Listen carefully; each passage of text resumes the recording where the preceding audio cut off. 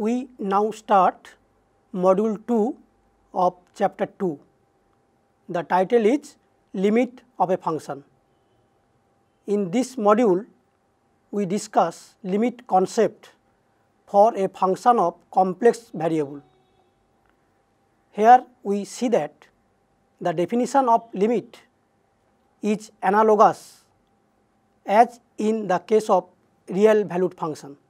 The only difference is that in case of function of a complex variable, z tending to z0 means z approaches z0 in an arbitrary manner, not just from some particular direction.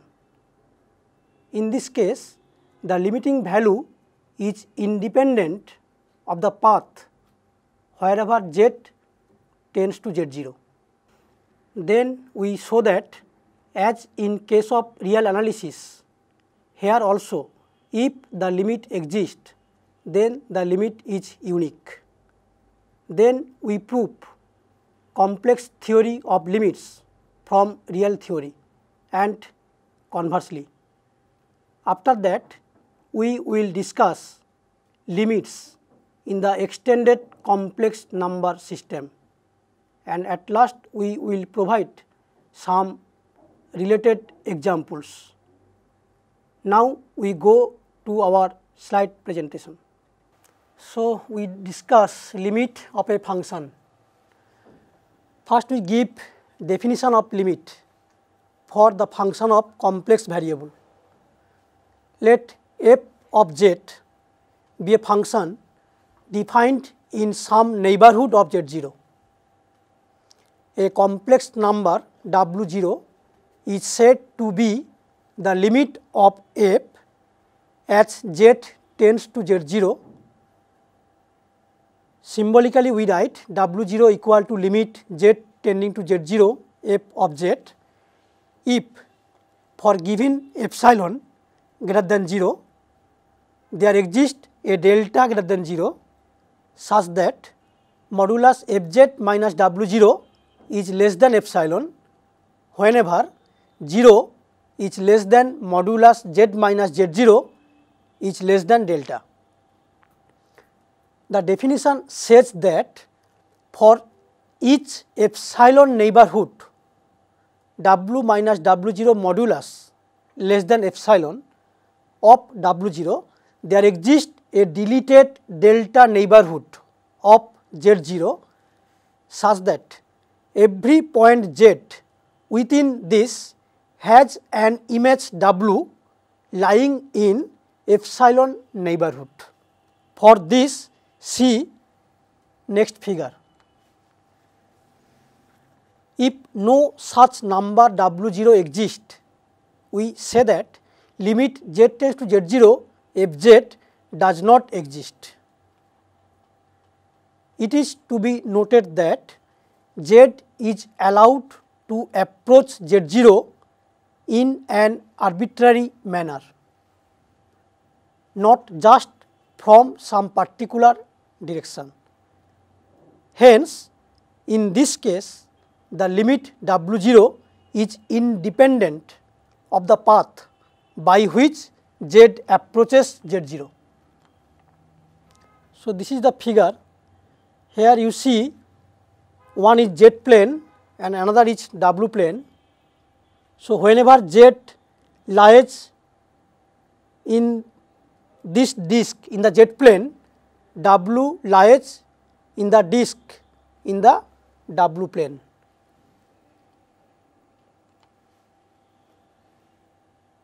So, remark, we know that modulus fz minus modulus w0 is always less or equal to modulus f of z minus w0.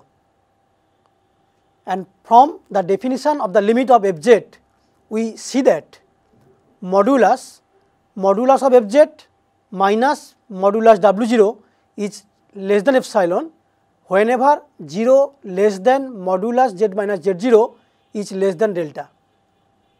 This proves that limit z tends to z0 modulus fz is equal to modulus W0. So, another remark, by above remark we get modulus W0 minus epsilon is less than modulus Fz, which is less than modulus W0 plus epsilon whenever 0 is less than modulus Z minus Z0 less than delta. From this we can say that the function Fz is bounded in some deleted neighborhood of Z0. So, now we discuss a result. If limit z tends to Z0 f of z is equal to L, then the limit is unique. So, if possible, we assume that limit z tends to Z0 f z is not unique. We assume that limit z tends to Z0 f z equal to L and also limit z tends to Z0 f z equal to m, where L is not equal to m. Then from definition, for given epsilon positive, we can find delta 1 positive and delta 2 positive such that modulus Fz minus L is less than epsilon by 2 whenever 0 less than modulus Z minus Z0 is less than delta 1 and modulus Fz minus m is less than epsilon by 2 whenever 0 less than modulus Z minus Z0 is less than delta 2. Now, we take delta as the minimum of delta 1 and delta 2. Then for 0 less than modulus Z minus Z0 less than delta, we obtain modulus L minus m is equal to modulus L minus Fz plus Fz minus m, and which is obviously less or equal to modulus Fz minus L plus modulus Fz minus m, and this is less than epsilon by 2 plus epsilon by 2 and is equal to epsilon. Since epsilon positive is arbitrary, from this we conclude that L is equal to m and hence the limit is unique. So, another theorem, a necessary and sufficient condition that the function Fz equal to u of xy plus I v of xy may tend to L equal to alpha plus I beta as z equal to x plus iy tends to z0 equal to x0 plus iy0 is that uxy tends to alpha and v of xy tends to beta as order pair xy tending to order pair x0 y0. So, we give the proof of this theorem. We first assume that limit z tends to z0 f of z is equal to L.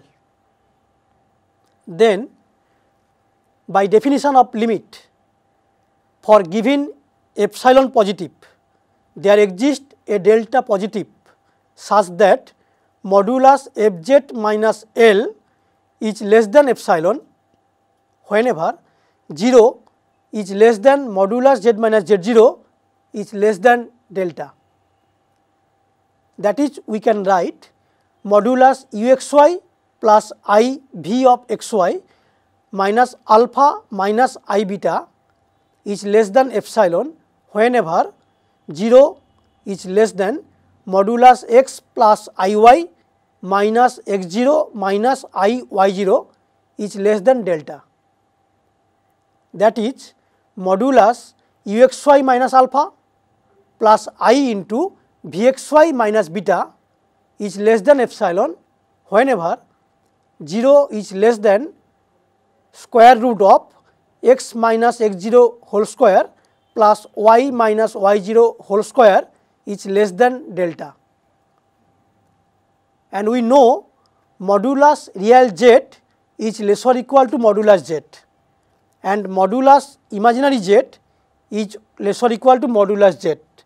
So, from this we can write modulus uxy minus alpha is less than epsilon and modulus vxy minus beta is less than epsilon whenever 0 less than square root of x minus x0 whole square plus y minus y0 square is less than delta. From this we see that limit order pair xy tending to order pair x0 y0 u of xy is alpha, and limit order pair xy tending to order pair x0 y0 v of xy is equal to beta. So, next we prove the converse part. We assume that limit uxy equal to alpha as xy goes to x0 y0 and limit vxy equal to beta as xy tending to x0 y0. Then for given epsilon positive, we can find delta 1 positive and delta 2 positive such that modulus uxy minus alpha is less than epsilon by 2 whenever 0 less than square root of x minus x0 square plus y minus y0 square less than delta 1, and modulus vxy minus beta is less than epsilon by 2 whenever 0 less than square root of x minus x0 square plus y minus y0 square is less than delta 2. Now we choose delta positive such that delta is equal to minimum of delta 1 and delta 2. Then for 0 less than square root of x minus x0 square plus y minus y0 square less than delta, that is for 0 less than modulus z minus z0 less than delta, we have modulus fz minus L is equal to modulus uxy minus alpha plus I into vxy minus beta, and this is less or equal to modulus uxy minus alpha plus modulus vxy minus beta, and which is less than epsilon by 2 plus epsilon by 2 and is equal to epsilon, which implies that limit z tending to z0 fz is equal to L. This proves the theorem. So, another theorem, suppose that limit z tending to z0 fz equal to L and limit z tending to z0 gz equal to m. Then number 1, limit z tending to z0 fz plus gz is equal to L plus m. Number 2, limit z tending to z0 c of fz is equal to CL, where c is any constant. Number 3, limit z tending to z0 fz gz equal to Lm, and number 4, limit z tending to z0 fz by gz is equal to L by m, provided that m is not 0. So, proof of 1, since limit z tending to z0 fz is equal to L and limit z tending to z0 gz equal to m, we have for given epsilon positive, there exists delta 1 positive and delta 2 positive such that modulus fz minus L is less than epsilon by 2 whenever 0 less than modulus z minus z0 less than delta 1, and modulus Gz minus m is less than epsilon by 2 whenever 0 less than modulus Z minus Z0 is less than delta 2. Then we choose delta positive such that delta is equal to minimum of delta 1 and delta 2. Then for all z with 0 less than modulus Z minus Z0 less than delta, we obtain modulus Fz plus Gz minus L plus m is less or equal to modulus Fz minus L plus modulus Gz minus m, and which is less than epsilon by 2 plus epsilon by 2 and equal to epsilon. This implies that limit z tending to z0 Fz plus Gz is equal to L plus m. So, proof of 3,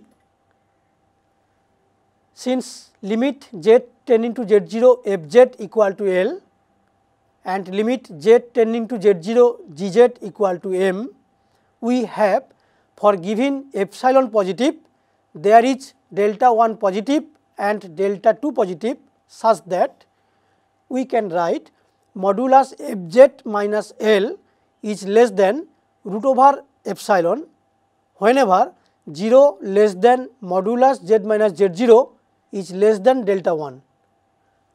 Modulus Gz minus m is less than root epsilon whenever 0 less than modulus Z minus Z0 less than delta 2.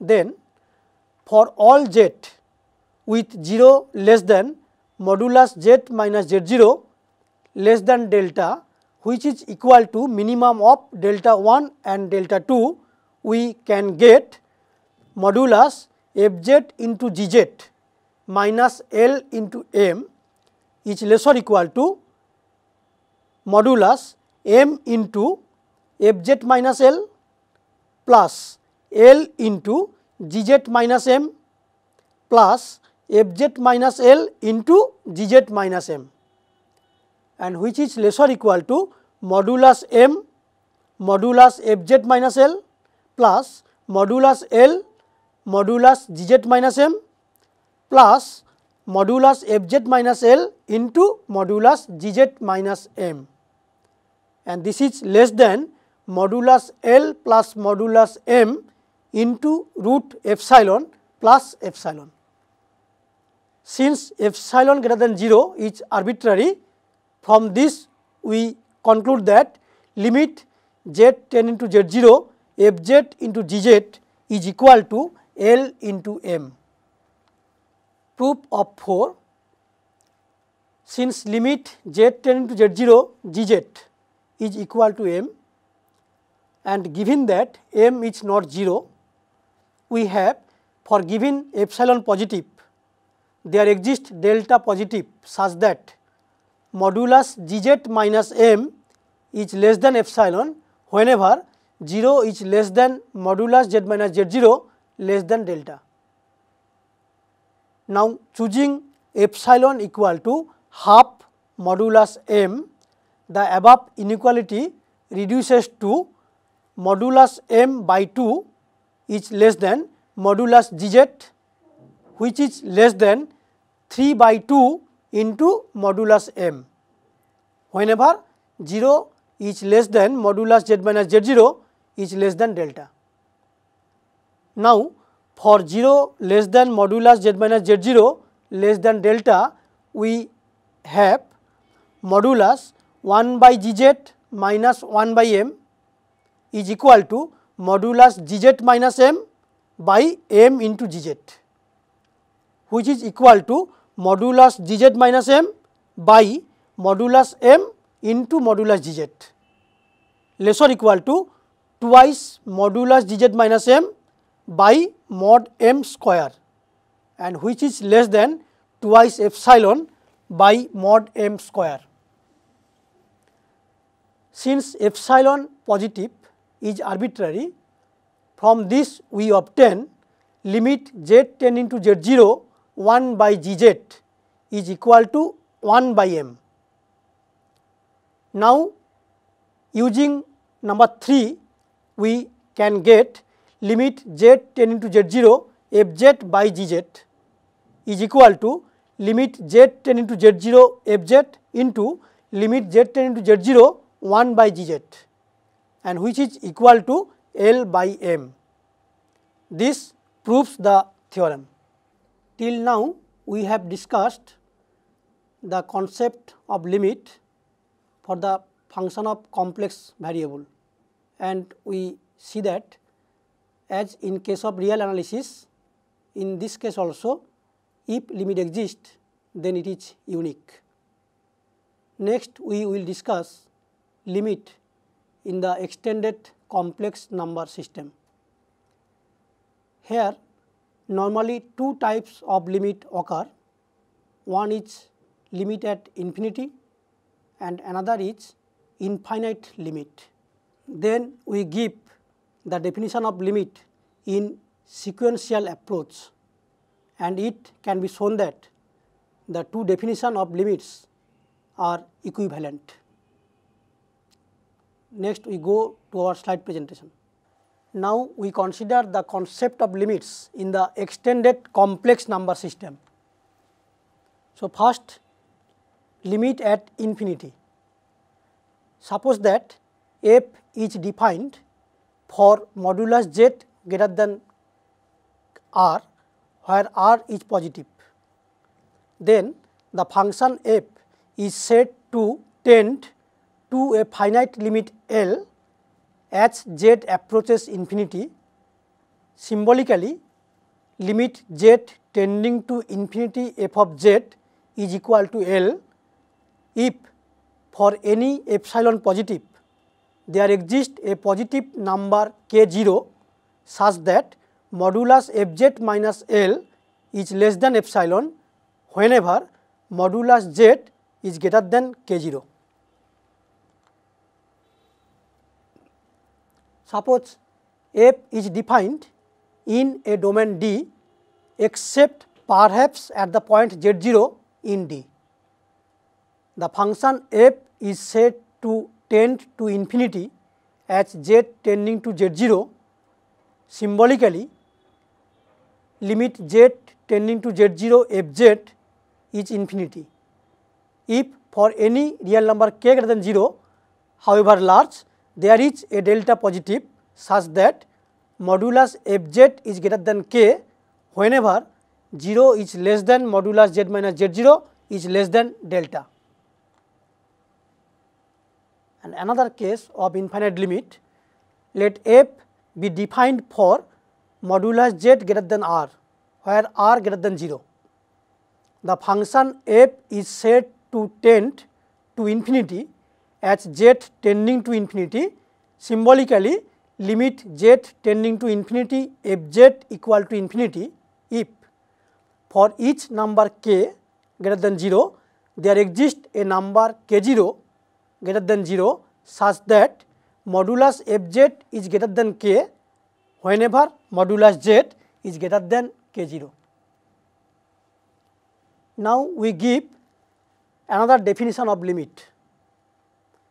A complex function f of z defined in some neighborhood of z0 is said to have limit w0 at the point z0 if for every sequence zn converging to z0 we have limit n tending to infinity f of zn equal to w0. In this definition, we assume that the function fz is defined for all zn. It can be easily shown that both the definition of limits are equivalent.